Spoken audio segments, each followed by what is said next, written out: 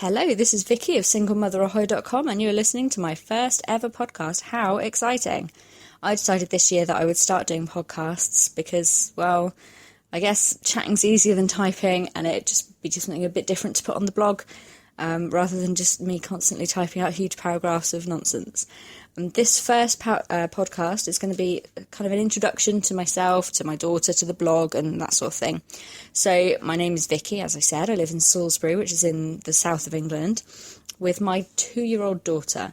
On the blog, she is referred to as S. That's not because her name's in any way a secret. It's because she has one of those names that nobody is able to pronounce, apparently. Her name is Samara. When you see it written down, quite often people think it's Samara, Samira, Samer, whatever kind of convolution of those. So it's just easier if I just call her S. But her name is Samara, and she is gorgeous, as you obviously know. We live in a gorgeous 2-bedroom flat above a shop in the centre of town. We have just moved here a few months ago. Before that, we lived in a slightly less gorgeous flat in a slightly less gorgeous area. So we're quite happy to have moved. We love it here very much. What else can I tell you about myself? I have 5 brothers and sisters. 2 of those don't speak to me, so I'm not sure I can count them anymore. My younger sister has a couple of children, and my younger brother has 2 children and 2 stepchildren. So Samara has a few cousins. This year on the blog, I'm doing a happiness project. Last year, for Lent, my friend Simon challenged me to give up social media for Lent, and I did it, and it was really tough.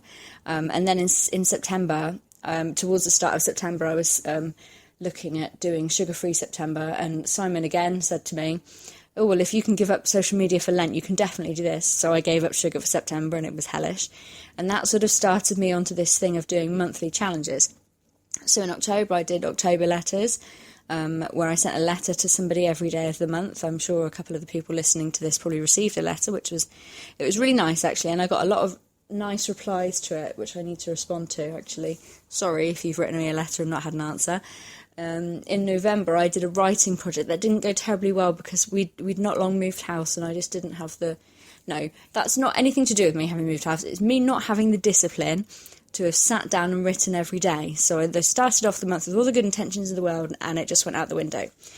December, I did a selfie a day, which actually worked really well for me. I managed to do one every single day and I'm quite proud of the fact that I did.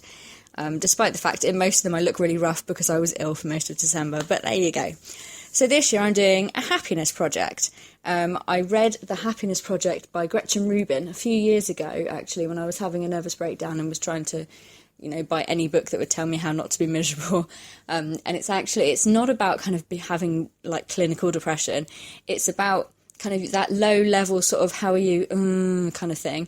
And just making it so that you're happy. So it's not about kind of dragging yourself out of a depression. It's about just being a bit more chirpy in your everyday life. So Gretchen Rubin's project was this massive thing where she did a few things a month and carried them on every month so that by the end of the 12 months she was doing loads of things and completely changed the way her life went. I know myself well enough to know that there's no way in the world that I would stick to something that I decided in January that I would still do it in December. I know what I'm like. So I'm just going to do one challenge a month. There is a sheet on the blog, a form on the blog where you can suggest things I can do to make myself happy. This month, I'm singing with my daughter every day, which at the beginning of the month, kind of on the 1st and the 2nd, it was, oh God, it's nearly bedtime. We've not done any singing yet. We better get on and do that because I have to do it kind of thing. And now we've got ourselves into a nice little routine where it gets to bedtime and she puts her pyjamas on and she sits on my lap and we sing some songs and she decides on the songs and we go, and it's usually the same ones, but a little while ago, a few days ago, something really sweet happened. She's sitting on my lap and we said, well, what song next? And we did Wheels on the Bus. So she's kind of doing her arms around in the movement you do for the wheels on the bus. And then she started to go, pull, pull, clap, clap. And I thought, I recognise that. And then she started pointing to the ceiling and to the floor. And I thought, oh, that's that song. That's that one that they do.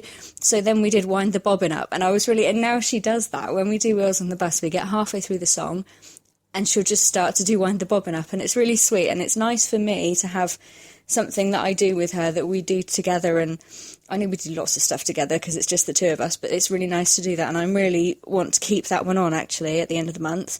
I've not decided on anything for February yet, but then it is only the beginning of the month, so I have got a fair bit to decide.